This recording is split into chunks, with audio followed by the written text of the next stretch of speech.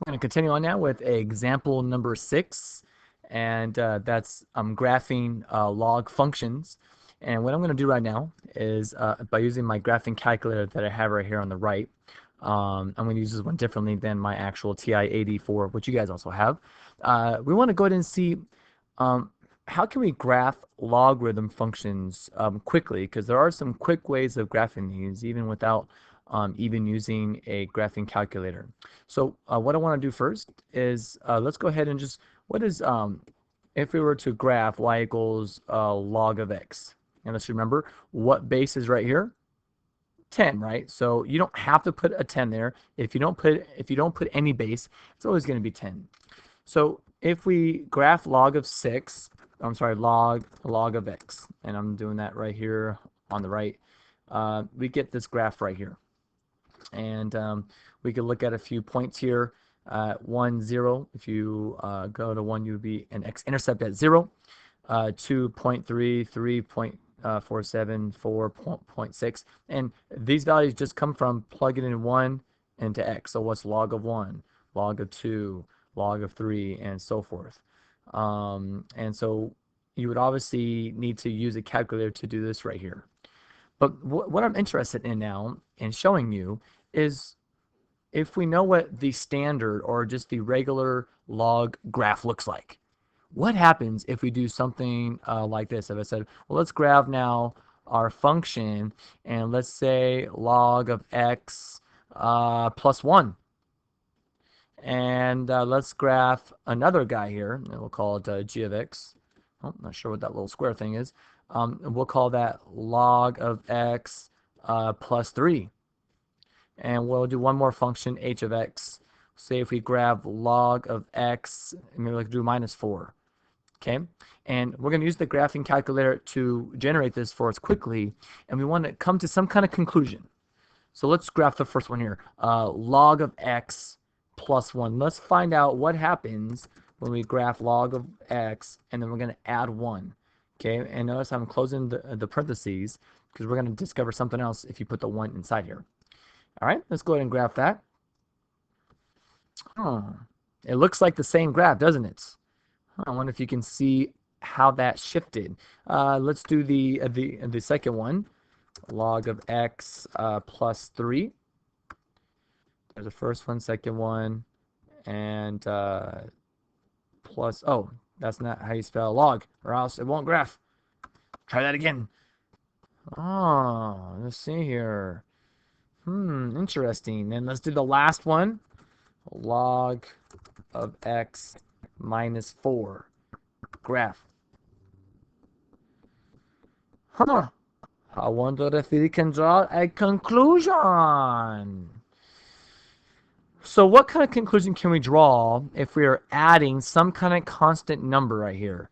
So if I said, if I have some function log of x plus some c, what is the c doing to our graph? Okay, what is this doing to our graph? And hopefully now you can see that the c shifts the graph vertically up and down.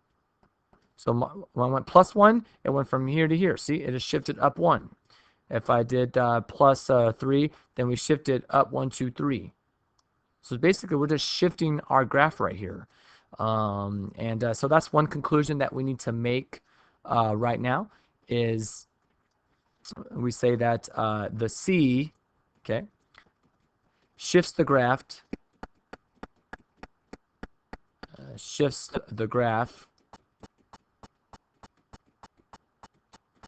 vertically. Shift the graphs vertically, and it could be either up or down, right? So that's one conclusion that we need to make right there, is that our graph is shift either up or down vertically just by adding a C right there. All right. So, but what happens now? And we're going to do one more type of log graph here. So say we go back to our log again. But what happens if we did x plus 1? And notice this time it's going to be in parentheses. I mean, we're not going to put it on the outside. We would put the 1 in the inside here. And we'll do the same thing for the other ones. Let's see. F of x log of x plus 3. And then f of x equals log x minus 4. What is our graph doing there? So let's go ahead and get rid of these guys then. And hopefully we can see what kind of conclusion are we making here. So I'm going to leave my log of x because that's kind of like what we call our parent function. It's the graph that we start with, and then we're going to move it around. So let's see what happens if we put a +1 right there, okay? So we do the log of x plus 1. Drum roll. Bing!